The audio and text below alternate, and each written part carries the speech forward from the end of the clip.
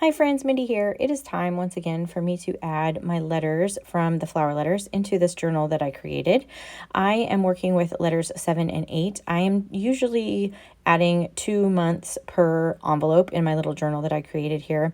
In this journal, I have tucked a postcard from a previous month that I just hadn't used. And so I just tucked it in there to kind of hold it. And I decided to use that for this month. I just think that it will work really well with this envelope. And then there is this beautiful rendering of Jane Austen here that I'm going to be using as well. On the back of that, there is some her printed obituary and some information about that. And so I want to be able to still access that information. So I'm going to figure out a way to do that. And I'm just adding the letters from 7 and 8 here in this envelope. They're pretty substantial letters. This is a pretty thick envelope for my little journal here. There was a lot included in both of these letters.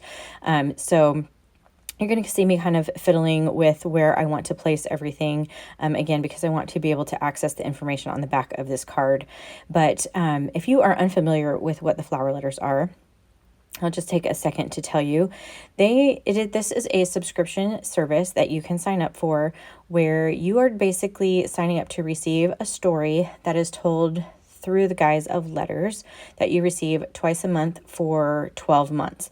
And so throughout the year, every 2 Fridays a month, they ship out the letters and you receive them, and the story just kind of unfolds. And I can tell you from the very first letter of this collection, I was hooked. I am really, really enjoying these. I have friends that have signed up for them as well, and I know that they are really enjoying them. I have the Adelaide Magnolia collection. That's what I'm working with.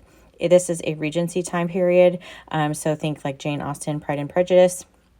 If that's something that you would like, this might be a collection that you would enjoy. But there are others that are kind of around historical time periods. They like World War II. There's even an adventure kind of one. There's a lot of different options for you, depending on the genre of books that you enjoy.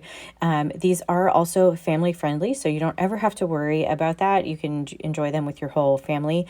So if you know somebody that is an avid reader, or you are an avid reader, this would make a great gift for somebody. In a few months, we'll be celebrating Christmas. That seems weird to say, but it is coming. And so if this is something that's kind of on your radar, for maybe a hard to buy for a person, it's just a really unique gift. And I can tell you, I have thoroughly enjoyed receiving these every month. I do have an affiliate with the flower letters. It will save you a little bit of money. I'll put that information down below. Quickly, I just want to talk about what I'm doing here on screen. This particular letter came with like a paper chessboard and the chess pieces, and it talks about that game. And so I want to add this into my journal. So because I only have the 12 envelopes, I'm going to add some twine to this binding. This is just why I really enjoy this particular binding method for this, because I can add this twine in here, and it's going to look like it was bound in there originally, but I'm just kind of slipping it in there. So I'm just going to tie a knot and tie this off, and then I'm going to add that chessboard into this little twine piece here. I did turn it the opposite way so that I had the flowers facing out. I just felt like that looked better.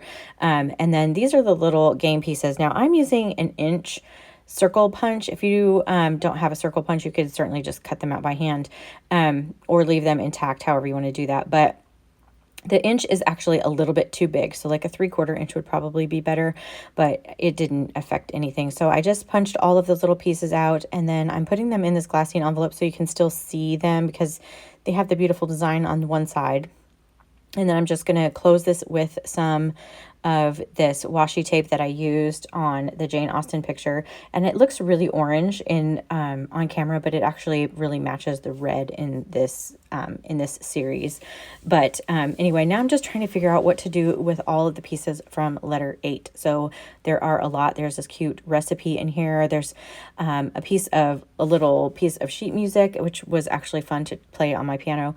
And then you can see it gives a little bit of a story behind this song. It's a folk song called Cherry Ripe. And so this is just too cute. And I wanted to be able to still take this in and out. So I'm going to tuck this back behind this postcard that I had glued down. I ended up gluing this down on 3 sides so that I could really use it for the closure for the envelope. But it's functioning as kind of a second pocket. So I did tuck the recipe that was in there in the actual envelope with the letters. And then there was this piece that I struggled with a little bit because it had an image on both sides, but there was the one image I really, really loved. And I was trying to decide if I wanted to make it so that I could see both and just have another like kind of tip-in situation. In the end, I decided to just glue it down. And then there's this really big, beautiful piece, but it's also double-sided. So these are kind of a little bit of a conundrum for me. I'm not really sure how I'm going to use those yet. So what I'm going to do for now is just tuck these two pieces around that chessboard in that twine, and it will just kind of hold those in place until I'm ready to do something else with those. So if you liked this video, I would appreciate it if you gave it a thumbs up. Subscribe to my channel if you haven't already, and until next time, bye.